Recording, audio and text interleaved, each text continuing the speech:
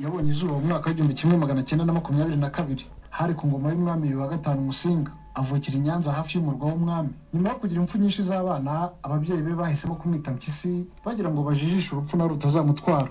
Bakizera ko niba bavuga bati nta mwana wavutse nta gakoko twabonye kaza mu rugo rwacu, bakizera bati urupfu ntirutwara agakoko.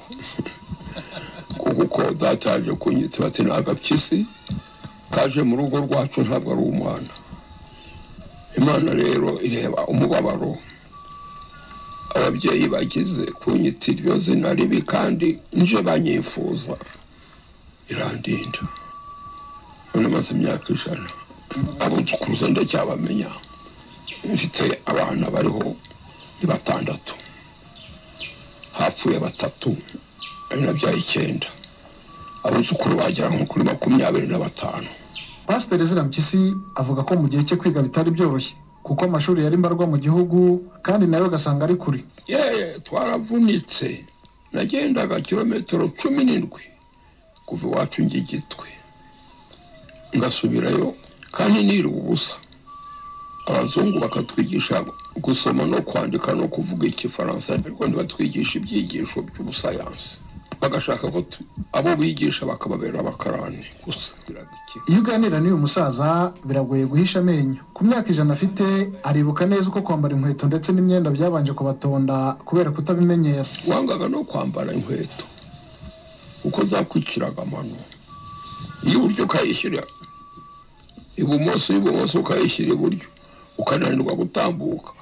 Nk'abatangiye kwambara amashati ugasanga umusore aha ibifungo yahashyize mu mugongo. Umusaza Ezra Mpyisi nyuma yo kurangiza amashuri 8 abanza yakoze akazi k'ubwarimu, maze mu mwaka w'1951 aba pasiteri. Nyuma yaje kugirwa umwe mu bari bagize inama nkuru y'igihugu ku ngoma y'umwami Mutara wa gatatu Rudahigwa, ngo icyari kibaraje ishinga no guharanira ubwigenge n'iterambere. Ibi bikaba byaratumye badacana uwaka n'abakoroni. Kibashakaga ko inama y'igihugu baho byari bibi. Reba gushyamirana na shobuja, umuzungu yari databuja. Kujya aho Rudahigwa ajya abwira abazungu ati musubire iwanyu Buraya, Rwanda si urwanyu.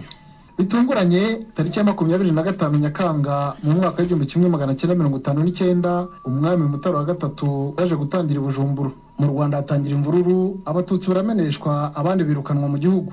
Umusaza Mpyisi yaje guhunga, ariko abazungu bamufasha kujya kwiga muri kaminuza muri Zimbabwe. Yarangije kwiga muri kaminuza mu 1964 ntiyagaruka mu gihugu kubera imvururu n'ubwicanyi bwa hato na hato bwahabaga. Umusaza Ezra Mpyisi yakoreye mu bihugu bitandukanye byo muri aka karere k'ibiyaga bigari birimo Burundi, Uganda, Kongo ndetse na Kenya, ari naho yaje gutahuka ava mu mwaka w'1997 nyuma y'urugamba rwo guhagarika jenoside yakorewe abatutsi no kubohora igihugu. Araza afatanya n'abandi banyarwanda kubaka igihugu. Umusaza Ezra Mpyisi avuga ko gusazira mu gihugu cye bimuteye ishema, akaba anashimira inkotanyi zabohoye u Rwanda. Gusazira mu gihugu cyawe ni amahirwe, ni umugisha utangaje. Nicyo gituma ubu dukwiriye gushima inkotanyi icyo zakoze gucyura abantu mu Rwanda rwabo.